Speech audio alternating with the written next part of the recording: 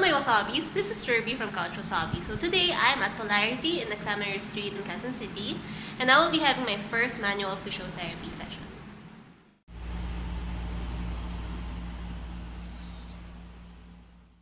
So I just finished filling up the form.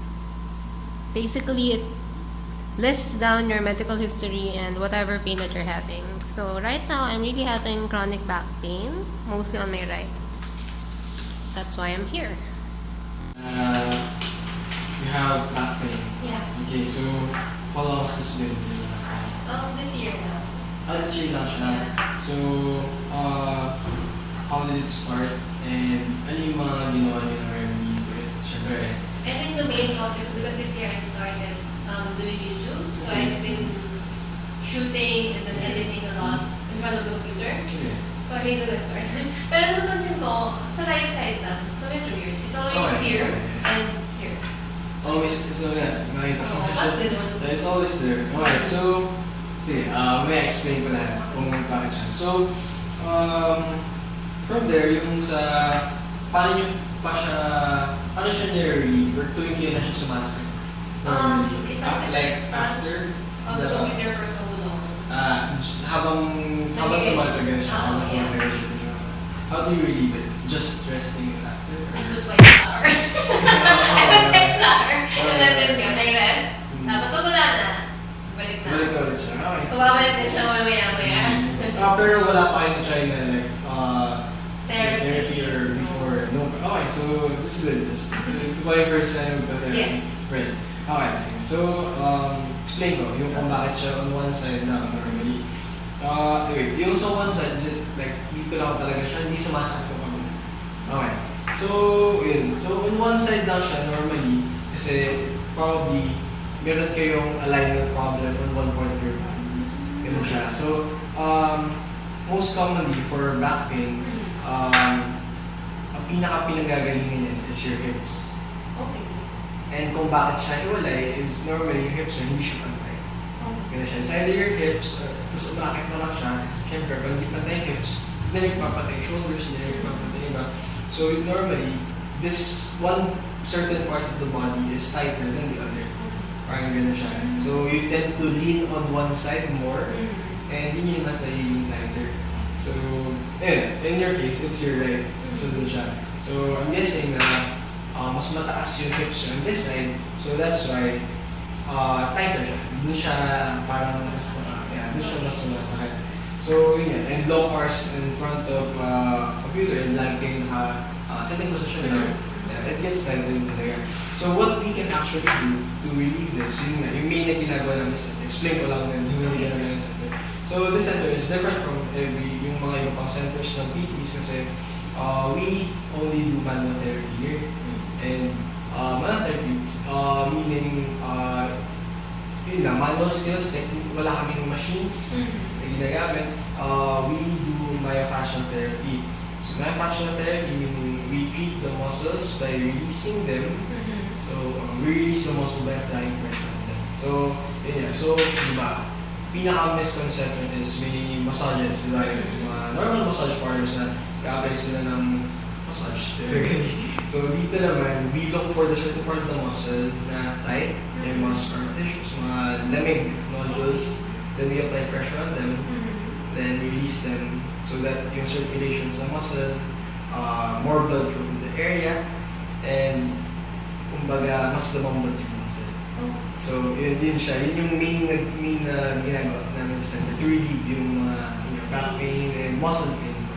So yung main reason kung bakit siya dito on one side, yun yung parang pre-req niya to being tight. Yun nga, kasi you overwork this side more, that's why pag nag-tilt siya, mas may tight siya. Pag ginawa mo na siya, kaya yun yung side mas sakit. So it also affects na kasi my right side is always the one that's where my back is. Yes, normally.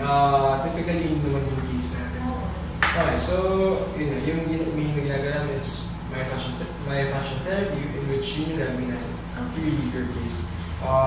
Isa pa, we won't just focus on the muscles. Nabanggit ko na hindi pantay yung hips probably, so I'll assess it later. And we do alignments on it. So, pinapantay natin siya. And kung narinig nyo na yung mga spinal alignments, yung ginagawa ng chiro normally. Yung next question ko, is this the same as chiro? Yeah. Okay, so yung chiro naman, mostly they focus on spinal alignment. Yung mga bones, and they align them to fix the posture of the back. We also do spinal alignment, pero siguro not to the extent na ganun. Kasi mostly, as PTs, we mostly focus on the muscles more.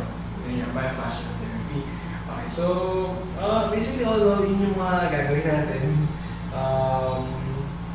Would you like to know more about the center? Yes. Okay, so yung sa about the center, parang 1 year pa lang kami nag-operate. We also, other than myofascial therapy and yung spinal alignment and everything, we also do other things pa, offer other services like nagpapa-training din kami ng athletes here. So may gym kami sa likod. So for specific training for athletes, mostly powerlifters, pero everything like ACL patients. Have you heard of ACL patients, diba? When they go back to sport, so yun may mga patients na nila ganun. So yun, fully equipped naman yung center for that. We also offer dry heating sessions. Have you heard of dry heating? Is it like acupuncture? Yeah, yun yung normal na question na. So acupuncture is, di ba, parang ano siya, it's a Chinese technique, di ba? Same application siya. Though yung acupuncture kasi, they mainly use chakra. Yung mga chakra, yung mga pressure points nila. When masakit yung hips mo. Tutusukin yung, for example, like here sa may bandang thumb, kasi dito yung pressure point. It relieves yung pain ko dun sa area. Dry needling naman, we apply needle on the exact muscle part kung saan siya masakit. So will I be getting that? Actually, we'll see. Check ko muna yung likod. Okay. If ever, we can actually do it kung may need naman talaga. Okay, so how would you know kung may need pag sobrang tight? Yeah, kung sobrang tight, I usually do dry needling kapag merong taut bands. Taut bands meaning parang may dikit-dikit na muscle in the area when I touch it. O feel ko yun. Tapos mga lamig, yun talaga. So, ako usually ginagamit yung dry needling for the upper back. Kasi di ba malamig lamig dito pag nakakapag, di ba? So, I usually apply it here and kapag sa low back then, just to relax the muscle. So, yun nga, since sa low back, mid back, we'll see. Tignan natin later. Okay? Pero pwede naman sa other parts of the body, like sa lower legs, actually everything, to relieve the muscle. And then, what do we also do? Nagtitaping din kami. Pero usually that's for athletes or kahit for joint pain usually. Ganun normally pag taping. And actually, yeah, yun. Yun yung ginagawa namin. So, nakalimutan ko ba tayo? Actually, okay, we can proceed to the room na start. Okay? Let's go.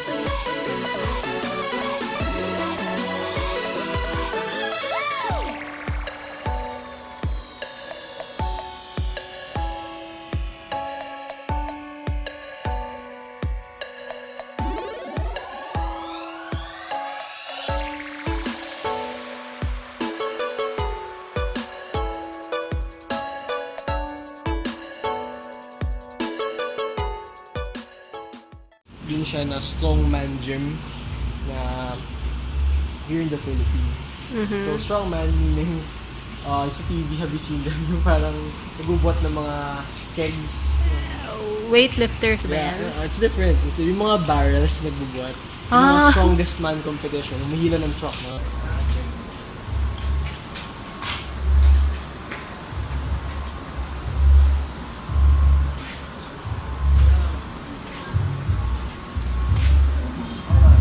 So, medyo magulo siya ngayon. So, kasi medyo train. Pero okay lang.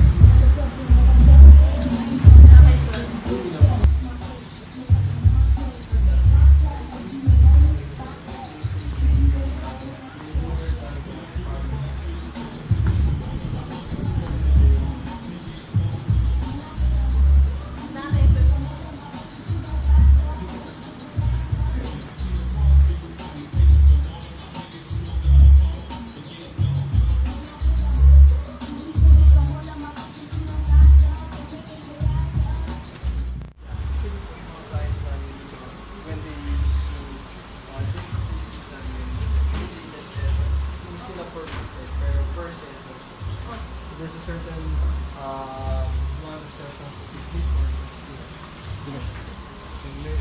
the more sessions the more you spend.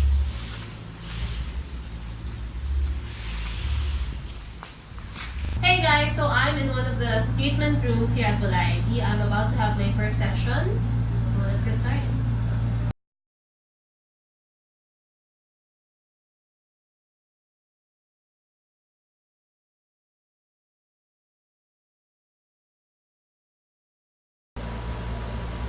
Hey guys, so I just finished my first manual physiotherapy session and I will be having my dry needling.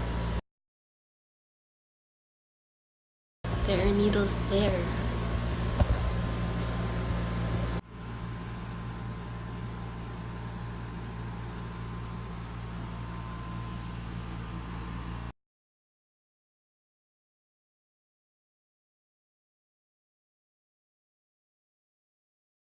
Hello my wasabis! So this is my 4th day from my session with Polarity 47. I had my first session with them last Thursday, and since today is Monday, it's my 4th day. What I can say is that during the first 2 days, I felt completely relieved from my back pain. Maybe because hindi rin ako masyado nag-edit that time. I wasn't in front of the computer for long hours also, so maybe that helped. But I felt relieved from my lower back pain and my shoulder blade. Pero last night, I felt a little pain. I realized na baka kasi I'm lying on one side for too long. So I think it's highly recommended that you lie flat on your back when you're sleeping para mas pantay yung hip mo. Apparently, my hips weren't aligned. That's why I've been having back pains mostly on my right side. So my pain is here sa shoulder blade and it's the lower back on the right side. I also asked my therapist na, is it because my right side is my dominant side? He told me na yes, it does affect yung pain side mo kasi nga mas dominant siya. So this side catches more of the stress of your day-to-day activities. Basically, Polarity 47 is a physiotherapy center that deals with neck pain, back pain, joint and muscular pain, sports injuries, recurring headaches, work-related pain and strain, stiffness related to advancing years. They also have this area in their center na pang rehab, as I've showed you in the clip earlier. And then meron din silang pang powerlifting. So it's actually a very, I can say, diverse center for your physical needs. As you can see with my session with them, I had the dry needling. It's sort of similar to acupuncture, pero with dry needling, wala siyang bawal na hindi ka maligo. So after my dry needling, that same night, I was able to take a bath. Hindi siya masakit. Not at all. I didn't feel any pain. Although my therapist told me that the usual reaction would be parang mabigat yung feeling upon putting the needle on your back or wherever area that it is. Pero I didn't feel anything. Hindi ko alam kung masyado lang talaga mataas yung pain threshold ko or whatever, but I felt comfortable. I really enjoyed my session with Polarity 47. As regards to price, they didn't disclose the price to me. So, I think the price would differ depending on your needs, on your body aches, and depending on the complexity of your session. Mine was pretty easy. Parang yung first ginawa lang yung hip alignment kasi super hindi raw pantay hip ko. In fact, my right leg is longer than my left. So, we had that hip adjustment and then pinantay niya muna yung hips ko. Then, I had the session, yung myofascial release session para i-release lahat ng lamig on my body. And then, it's some sort of a power massage. It's a little painful, not really painful, but it has a little pressure that you have to deal with. But after the session, you will feel really, really relieved. The number of sessions that you have to take will also be discussed by your therapist. So, depending on the gravity of your pain or kung gaano kalala yung mga na-experience mong pain, your therapist will be able to suggest how many times you have to go back and, of course, the package or the price that you have to pay. As I was told, the clients normally buy packages for the sessions that you have to go there. So, you can just call them up. I will link all their contact details down below. Polarity 47 is at 47 Examiner Street, Barangay West Triangle in Quezon City. Anyway, thank you guys for watching and I hope you enjoyed this video. Don't forget to follow me on my Instagram, Twitter, Snapchat, and I guess I'll see you in my next video.